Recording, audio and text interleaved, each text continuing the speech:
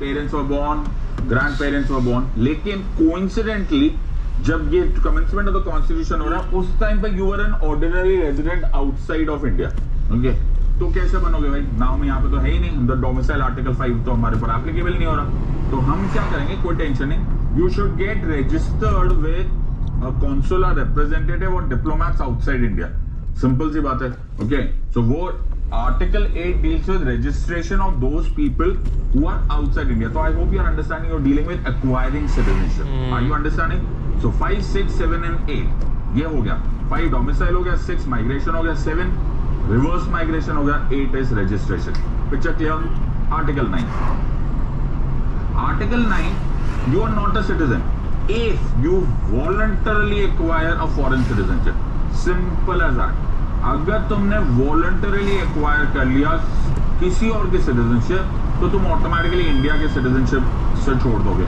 The idea is India does not recognize dual citizenship. We do not recognize dual citizenship.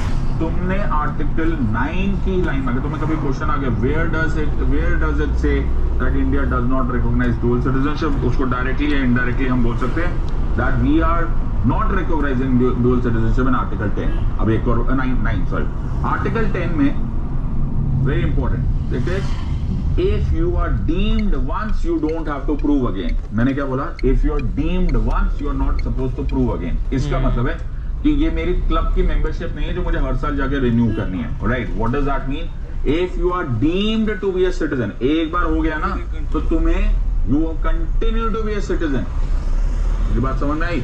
You continue to be a citizen. ये नहीं कि club की membership है कि मैं हर साल जाके अपना शो करूं कि मैं आज भी सिटीजन हूं, मैं अगले साल सिटीजन हूं, या मैं ड्राइविंग लाइसेंस की तरह 5 साल के बाद प्रूव करना है. No, if I am a citizen once I am continuing to be a citizen unless by law, parliament, any parliamentary law, I make some mistake or I am thrown out of my citizenship, that's a different issue. Otherwise, if not disqualified, I am deemed to be a citizen. So presumption of citizenship होती है कि until unless he is not disqualified, he is a citizen. ये हो गया Article 10. And the lovely part जो मैंने तुम्हें बताया था, Article 11, it is the parliament or the government which has the power to determine acquisition termination of citizenship after 26 January 1950. So C से C याद रख लेना. Constitution of India is at the commencement of the Constitution 26 January 1950 के बाद it is completely in the hands of the government. Picture clear? तो government कैसे करेगी?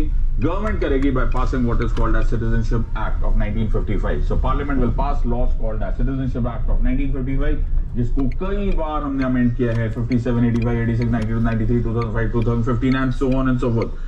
ये चलता ही जाएगा. I hope you are understanding because